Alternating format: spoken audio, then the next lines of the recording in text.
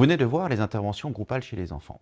Les groupes dits psychothérapeutiques ont en fait initialement été développés chez les adolescents et les adultes souffrant de TDAH. Et c'est dans cette population que l'on a surtout testé leur efficacité. Alors vous me direz, c'est comment ces groupes chez les adultes? Alors la plupart sont d'inspiration cognitive ou comportementale. Mais il existe également des groupes d'approche psychodynamique ou psychanalytique et des groupes d'approche systémique, ou qui concernent l'ensemble de la famille, dans des groupes appelés multifamilles.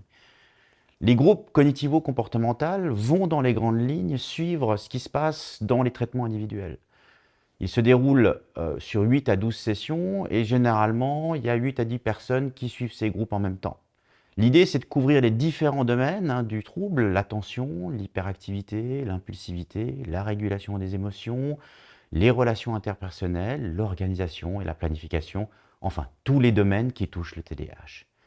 Le principe, c'est d'enseigner des compétences spécifiques pour maîtriser le trouble et changer de manière pérenne ou durable les comportements que l'on veut voir changer ou les comportements qui sont dysfonctionnels. Les premières séances des groupes, généralement, sont des séances de psychoéducation.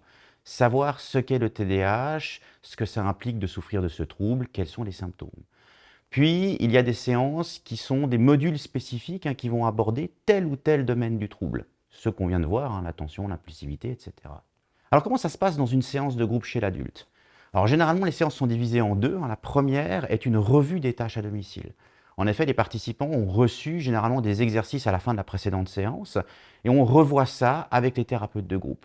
Donc, ces exercices qu'on a donnés à la maison sont généralement liés à un enseignement qu'ils ont reçu avant et ils visent à permettre aux participants de pratiquer ce qu'ils ont appris lors des groupes, mais dans la vraie vie.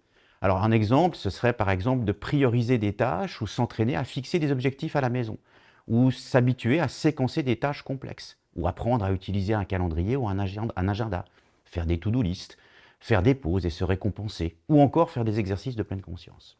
Généralement, dans cette première séance, les participants sont aidés des thérapeutes, il y en a généralement 2 par groupe, et ils discutent entre eux de la manière qu'ils ont eu de pouvoir faire les tâches à domicile.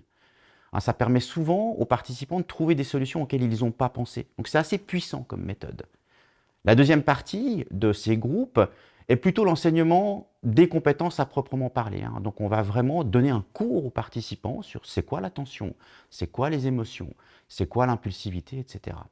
Donc c'est un peu comme un cours, mais en plus interactif. Les thérapeutes doivent vraiment s'assurer que les participants sont attentifs, comprennent ce qui se passe.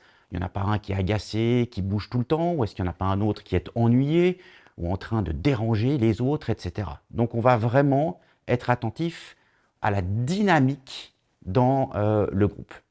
On utilise souvent dans ces groupes pour adultes des jeux de rôle pour illustrer nos propos en tant que thérapeute. Et ça permet souvent de modeler un comportement ou une attitude et puis de montrer comment c'est dans la vraie vie. On peut se poser la question de pourquoi est-ce qu'on fait des groupes s'il existe des thérapies individuelles. La question c'est quels sont les avantages d'un groupe par rapport à l'approche individuelle. Alors ça n'a pas été vraiment formellement démontré que les groupes ont un bénéfice certain sur les approches individuelles, mais on peut quand même penser à certains avantages. Alors le premier, c'est un avantage médico-économique, ça coûte moins cher. Comme on a moins de thérapeutes par patient, ça a un coût moindre. Et puis l'autre avantage, c'est qu'on peut diffuser plus largement le soin à la population concernée, parce qu'on fait un enseignement pour plusieurs personnes à la fois.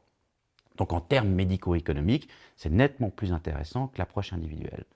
Le deuxième point, c'est de pouvoir partager les expériences entre participants et aussi de mieux s'accepter. On trouve des solutions entre nous, on voit d'autres personnes qui ont les mêmes difficultés que nous. Et puis ça, c'est pas possible de le faire dans une approche individuelle. Donc c'est probablement plus facile d'acquérir des compétences dans un groupe qu'en thérapie individuelle. Même si ça a peu été évalué en recherche, on pense que ça génère une meilleure interaction, ou en tout cas les participants apprennent mieux des compétences sociales et ça permet également de réduire davantage le rejet par les pairs en améliorant ce qu'on appelle des comportements prosociaux. Et puis finalement, les approches groupales sont particulièrement designées pour les familles et puis il y a des groupes spécifiques pour l'ensemble des familles qu'on appelle les approches multifamilles. Et les groupes ont aussi un intérêt particulier pour les approches que l'on appelle de pleine conscience ou mindfulness, qui sont des approches méditatives, inspirées de pratiques zen et bouddhistes, et puis qui visent à accroître l'observation de soi afin de mieux maîtriser ses symptômes. C'est plus facile probablement de pratiquer la pleine conscience ou le mindfulness quand on voit d'autres gens le faire aussi. On a moins tendance à se juger, on a moins tendance à juger les autres. Et c'est plus simple en fait de le faire en groupe qu'en individuel. Bon, bien que ça marche aussi très bien de le faire en individuel. Alors en conclusion, les groupes pour adultes TDAH ont plusieurs avantages, dont celui de permettre aux participants d'apprendre les uns des autres. Ça, c'est très important au travers de l'échange de leurs expériences. Il est donc très probable que les groupes soient plus bénéfiques ou agissent plus rapidement que les approches individuelles, même si elles n'ont pas vraiment formellement été validées scientifiquement, et que cela reste à démontrer.